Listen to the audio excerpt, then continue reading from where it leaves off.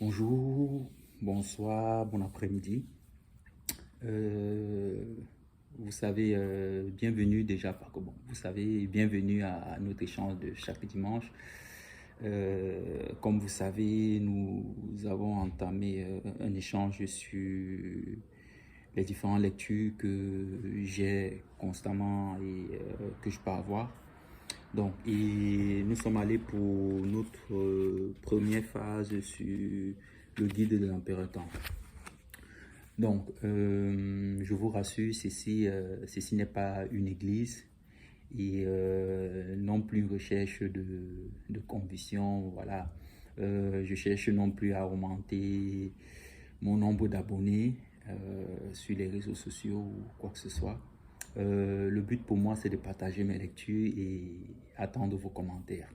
Donc, cependant, vous pouvez partager le lien de YouTube que je mets souvent à disposition pour que voilà, les gens autour de vous puissent voilà, essayer d'écouter s'ils ont du temps et laisser des commentaires. Moi, ça me ferait plaisir. Donc, la dernière fois, nous avons parlé du pourquoi est-ce que on a écrit, des écrits ont été produits sur le règne de l'empereur Temps. Et nous avons découvert ensemble que c'était par rapport à ses valeurs. En fait, c'était un homme de valeur et un empereur de valeur, un dirigeant de valeur. Et voilà pourquoi des écrits avaient été produits sur lui. Donc aujourd'hui, nous allons entrer dans l'avant-dernière phase du livre. Donc la dernière phase, ce sera pour la semaine prochaine. Et aujourd'hui, nous parlerons des vertus, de la moralité et des compétences regroupées en 6 phases, en 6 thèmes. Donc, sans toutefois tarder, je vais poursuivre ma démarche en vous lisant une petite citation que j'ai préparée dans le livre. Donc, la citation dit que la nature des choses, une fois scrutée, les connaissances atteignent leur plus haut degré. Les connaissances étant arrivées à leur plus haut degré, la volonté devient parfaite.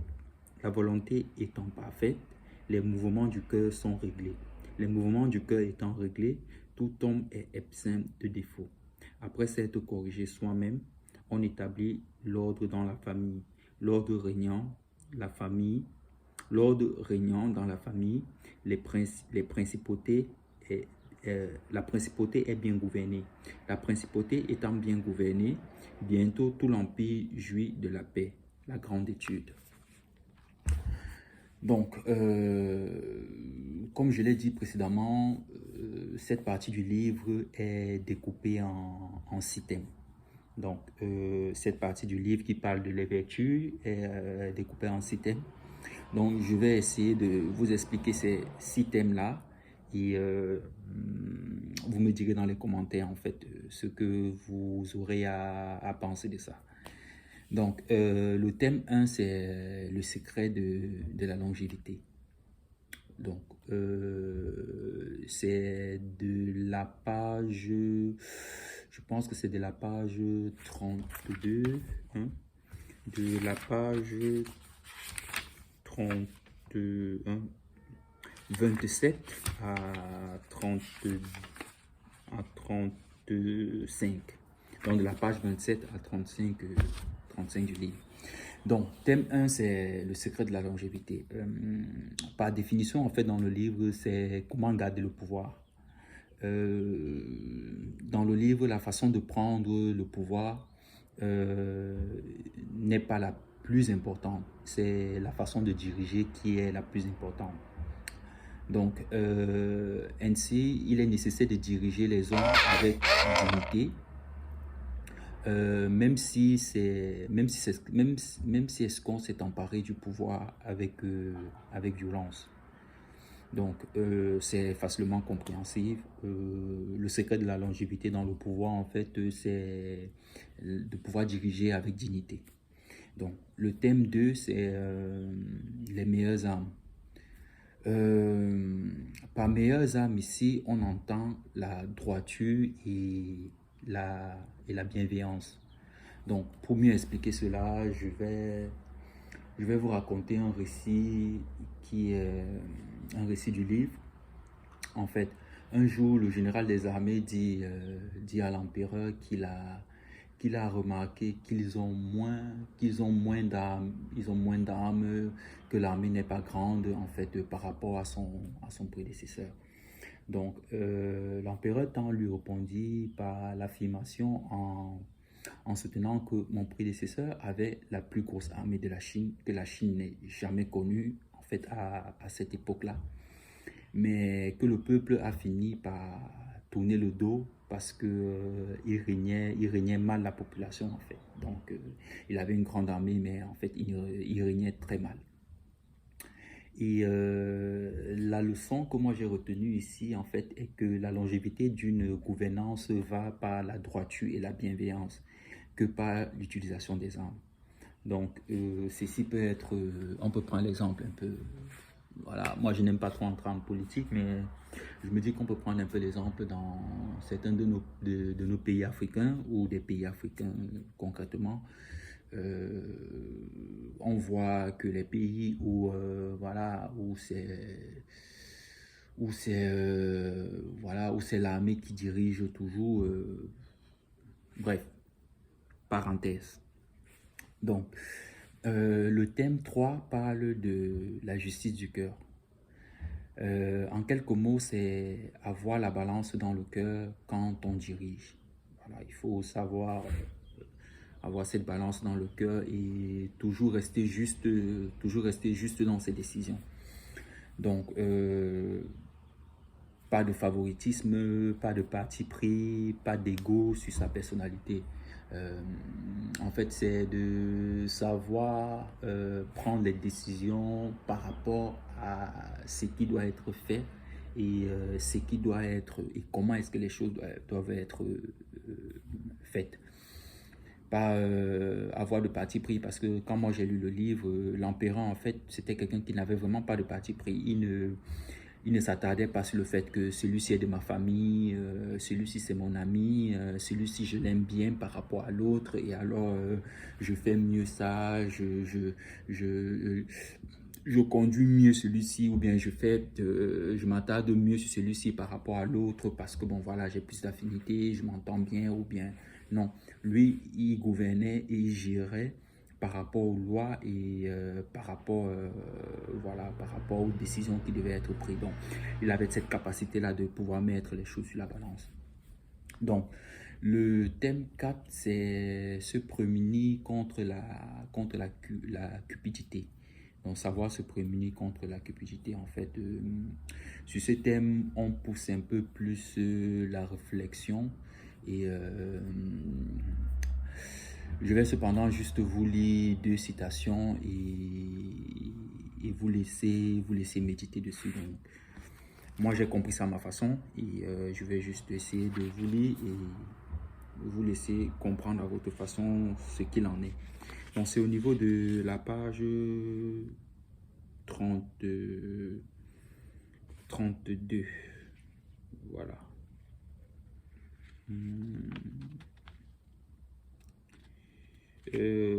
Il dit ici, là, l'argent émousse la volonté de l'homme, l'intelligence.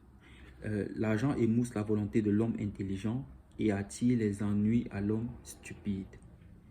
Et il ajoute en disant, les oiseaux et les poissons se font piéger parce qu'ils sont trop gourmands pour résister à l'appât. Donc, ces deux citations-là, moi, je les compris à ma façon. Je vous laisse méditer. Vous pouvez me laisser les commentaires pour que voilà, on puisse échanger. Moi, je vous dirai en commentaire ce que moi j'ai compris et je verrai selon ce que vous avez compris. Donc, je répète, il dit, l'argent émousse la volonté de l'homme intelligent et attire les ennuis à l'homme stupide. Et les oiseaux et les poissons se font piéger parce qu'ils sont trop gourmands pour résister à l'appât. Donc, je vais pas tarder, je vais passer au thème 5. le thème 5 en fait parle de l'abus du pouvoir. Chacun d'entre nous, voilà, a déjà eu une expérience de détenir le pouvoir, quoi. Donc, chacun d'entre nous, voilà, a déjà eu une fois dans sa vie la possibilité d'avoir le pouvoir entre ses mains pour gérer quoi que ce soit. Donc, le livre, quant à lui, raconte une histoire d'un jeune fonctionnaire dont la fiancée était promise à l'empereur. Franchement, ça m'a beaucoup touché. Ça m'a beaucoup parlé aussi et ça m'a beaucoup aussi montré cette perception de l'être en fait qui était l'empereur et de ce qu'il a voulu transmettre en fait dans sa façon d'être. Donc je vais vous raconter. En fait, la femme de l'empereur avait rencontré une très belle femme, une jeune demoiselle, ne sachant pas qu'elle était déjà fiancée à un jeune fonctionnaire. Elle, elle proposa à l'empereur de la prendre en fait comme concubine. Et l'empereur étant très content, invita la jeune demoiselle au palais. Sauf que ce jour-là, il demanda aussi à tous ses gouverneurs voilà, de venir. Bon, moi, je me dis que voilà, tu as une jeune belle demoiselle que on t'offre comme ça, en plus ta femme. Bon, je vais pas. C'est vrai que c'est un peu bizarre, mais cette époque-là n'est pas la nôtre, donc tout est un peu différent. Et il a invité en fait ses gouverneurs et voilà, il a dit venez, vous allez la rencontrer.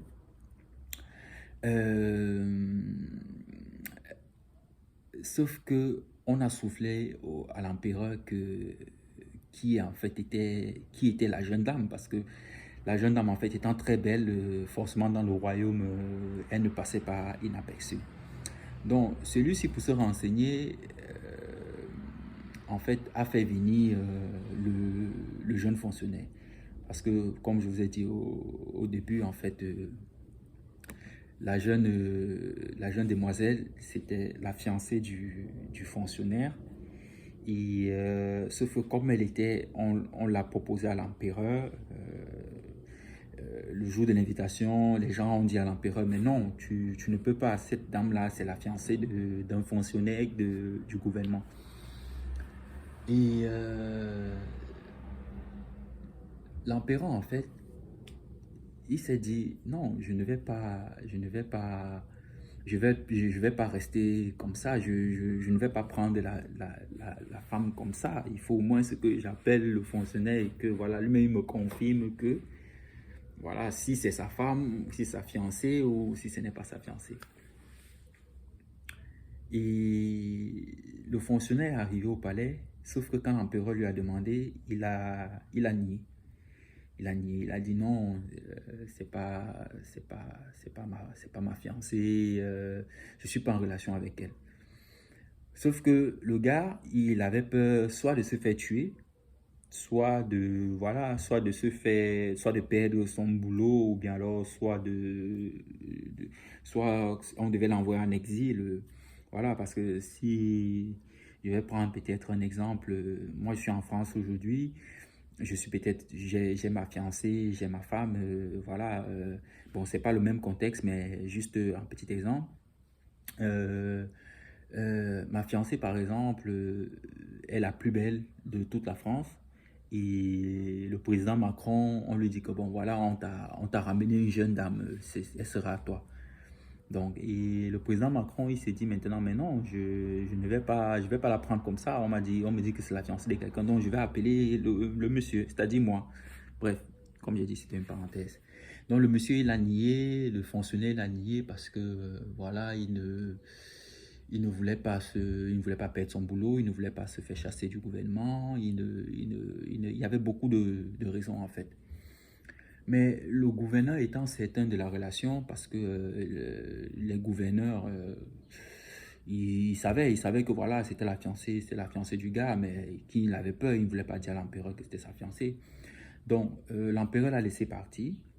Donc, quand il est parti, l'empereur, il a écrit une lettre. Il a écrit une lettre et il a envoyé la lettre au jeune homme en disant au jeune homme que Sincèrement, je suis désolé. Je m'excuse déjà de t'avoir fait venir comme ça au palais pour te demander, pour te poser une question pareille. Parce que je sais que toi, à ma place, tu ne peux pas me répondre ouvertement, tu ne peux pas me dire concrètement que c'est ta fiancée. Et vu que vous n'êtes même pas encore mariés et tout, donc tu ne peux pas me répondre. Donc moi, je demande pardon parce que je me suis aventuré sur ce terrain-là. J'ai accepté la proposition de ma femme sans toutefois essayer de faire des recherches au préalable avant de l'inviter au palais et tout. Donc je te demande pardon et je me propose de, voilà, de organiser bien votre mariage quand ça va venir et suivre vos fiançailles. Et sincèrement, vrai, c'était une façon pour lui de dire que la femme, elle est à toi. Donc moi, je n'en veux pas. Je n'en veux pas. Et ça, c'est sincèrement pour moi une grande vertu qu'un homme peut avoir. C'est une très très grande vertu parce que euh, la femme, c'est quelque chose de... C'est un sujet souvent vraiment délicat et vous savez, chacun avec notre ego, avec notre façon d'être, avec whatever. Voilà. Donc, ce sera dans les commentaires, chacun me dira un peu ce qu'il a un peu, ce qu'il pense un peu de ça, de ce petit récit-là, de cette façon de réagir de l'empereur. Est-ce qu'il avait bien fait? Donc, je vous laisse en commentaire suivre. Donc, le thème 6 parle de 9 vertus et 10 vices. Donc, 9 vertus et 10 vices. Donc, les 9 vertus et les 10 vices, en fait, ce sont les 9 vertus que l'empereur se dotait d'avoir. Et les vices, en fait, les vices, en fait, il se, qui ne voulait pas avoir, quoi. Qui ne voulait pas avoir. Le thème adéquat m'échappe un peu, mais en fait, ce sont les 10 vices qu'il s'est décidé de ne pas avoir.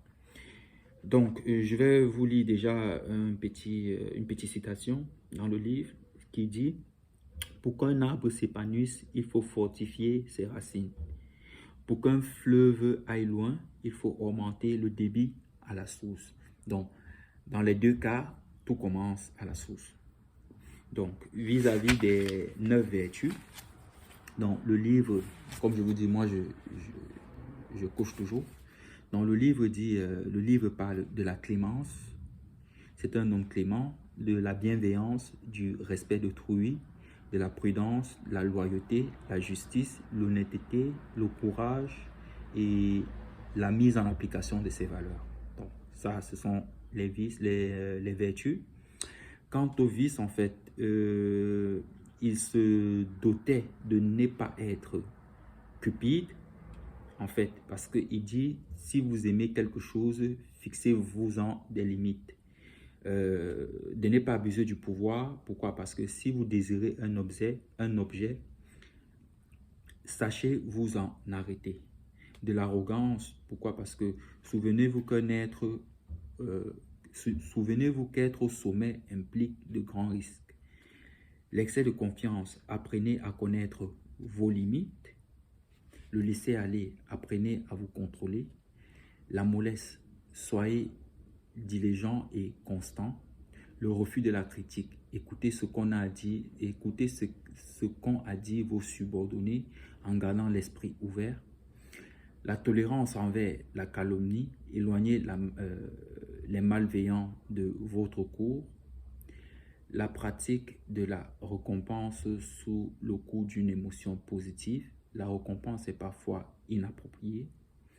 Et la pratique de la punition sous le coup de la colère. La punition est parfois trop sévère.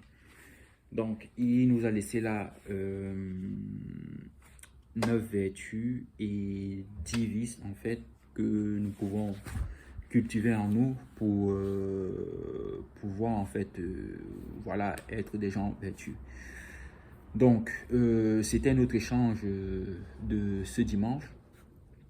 Je me suis promis aussi de faire des vidéos pas très très longues parce que voilà, je vais être précis dans ce que je dis et compréhensible.